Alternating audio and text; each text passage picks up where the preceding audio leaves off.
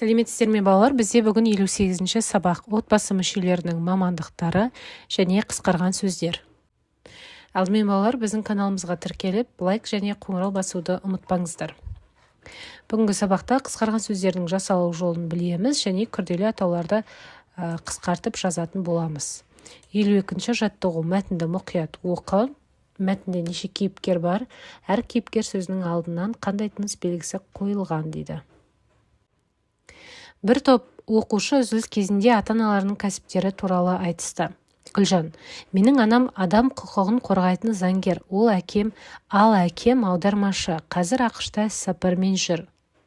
Сұлтан: менің әке-шешем құрылыста жұмыс істейді, анам сылақшы, әкем тас қалаушы. Нұрболат: менің әкем Абай атындағы ОПУ-дың профессоры, ал анам медакадемияда оқытушысы. Айгүл: менің анам Қазпоштада сұрыптаушы, әкем IT маманы. Қоңырау соғылып, балалар орындарына жайғасты. Енді балалар тапсырмаларды орындаймыз. Мәтінде неше кейіпкер бар дейді? Мәтінде 4 кейіпкер бар, және әр кейіпкер сөзінің алдынан бұл жерде қос нүкте қойылыпты.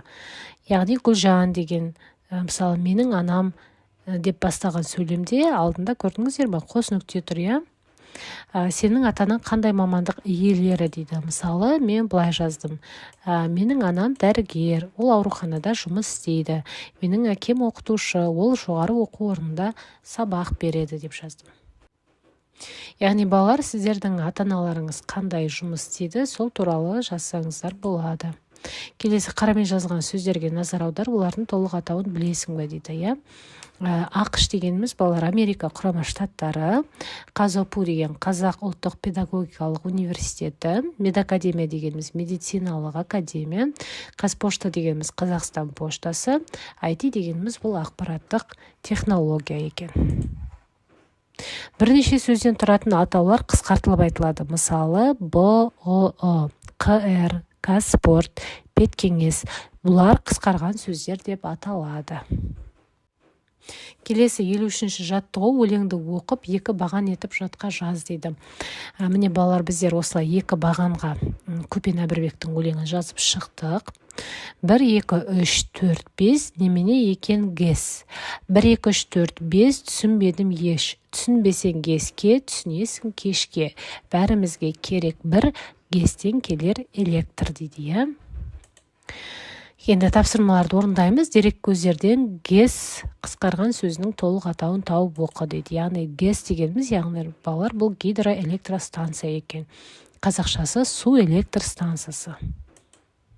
Және гесте қандай мамандар жұмыс істейді дейді. Гесте жұмыс істейтін мамандар: инженер-механик, инженер-электрик, инженер гидротехник және тағы басқалары. 54-ші жаттығу: сөздерді оқып, әрқайсысының тұсына қысқарған түрін жаз дейді. Міне балалар, біздер осы сөздердің тұсына қысқарған вариантын жазып шықтық. Мысалы, Біріккен ұлттар ұйымы, ол БОО. Америка құрама штаттары ақш, ұлттық ғылым академиясы ға, тәуелсіз мемлекеттер достастығы ТМД болады. Келесі бізде 55-ші жаттығу: сөйлемдерді көшіріп жаз дейді. Балалар, сөйлемдерді көшіреміз және қысқарған сөздердің астын сыз дейді. Бұл жерде қысқарған сөздер бізде ақш, ОПУ, БОО және ТМД. Олардың толық атауларын қалай қысқартылып тұрғанын айт дейді.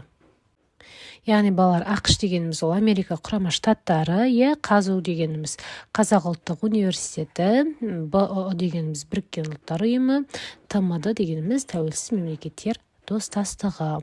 Яғни ақш, ТМД, БОО бұл алғашқы әріптері ғана алынып, қалған сөздер қысқарып кетті. Ал ОПУ деген бірінші сөздің алғашқы буыны алынып, қалған сөздердің алғашқы әріптері ғана алынған. Келесі тапсырма: шығармашылық үзіліс. 56-ші жаттығу: бұл қандай мамандық иесі ойын ойна дейді. Ол үшін төмендегі сөйлеу түрлері кімдерге тиесілі екенін тап дейді.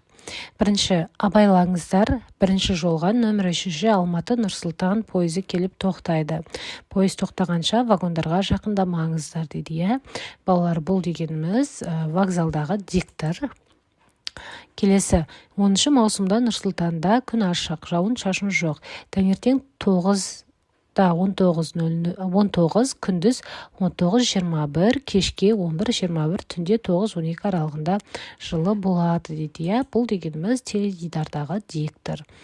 Ал келесі Алматыдан Қызылордаға ұшатын КС 621 рейсіне отырғызу басталды дейді балалар. Бұл әуежайдағы диктор. Енді ата-анаңның мамандықтары туралы суреттер жина, оларды қағазға жапсырып хабарлама дайында дейді, оқушыларға таныстыр дейді. Бұл тапсырманы балалар өзіміз орындаймыз. Ата-анаңыз қандай мамандық иесі, егер суреттер болса, соны шығарып, арнайы қағазға жабыстырып, сол туралы хабарлама дайындаңыздар. Осымен сабағымыз аяқталды. Келесі сабақта кездескенше сау болыңыздар.